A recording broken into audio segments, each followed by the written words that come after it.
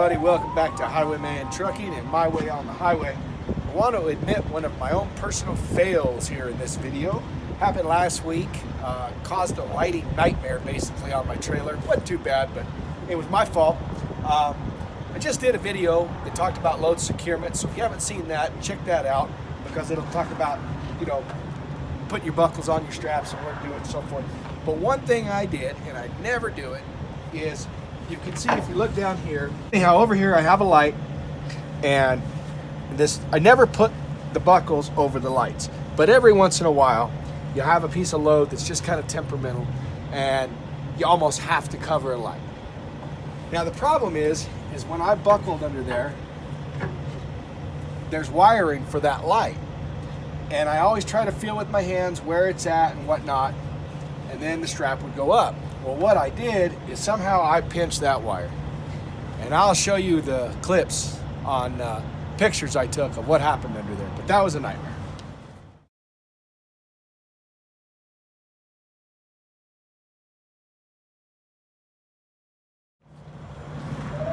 So last week, in the rain, the slush, we were down south, I started getting some different trailer lighting issues. I would get a default notice on my dash, my ABS light come on, and my ABS light will actually come on when this trailer gets wet. It has since I bought it. It was brand new when I bought it.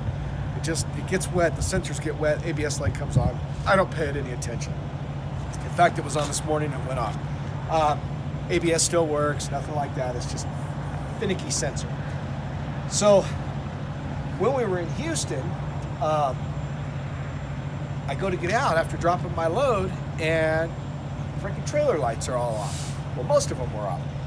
And what had happened was I still had brake lights, turn lights, and so forth, but all my running lights were off on both sides of my trailer. So I looked at the fuses, the fuse was blowing. Put a new fuse in, it kept blowing.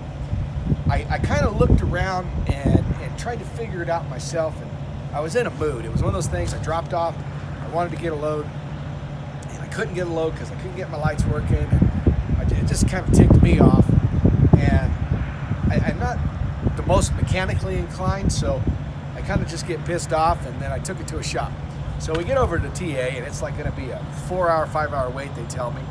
After 3.5 hours, they tell me it's going to be like another 4-hour wait. So there's a lighting store across the street. There's a chrome shop in Houston that I found, and super awesome place. And I needed a couple of extra lights. And I knew that some of my tail lights, you can't see it, they're dirty now, but we're getting that old, and I wanted to replace them. So in the process of turning everything on and trying to figure out my lighting issue, I found that this tail light here would work as a turn signal and a brake, but the actual running light portion of it wasn't coming on. So that told me that light's bad. So I'm like, okay, well, I'm gonna go replace those. So I go across to the chrome shop and I buy all new lights, and I jiggle this plug in here, and the plug was just kind of sensitive. I don't know, crud got in there, whatever.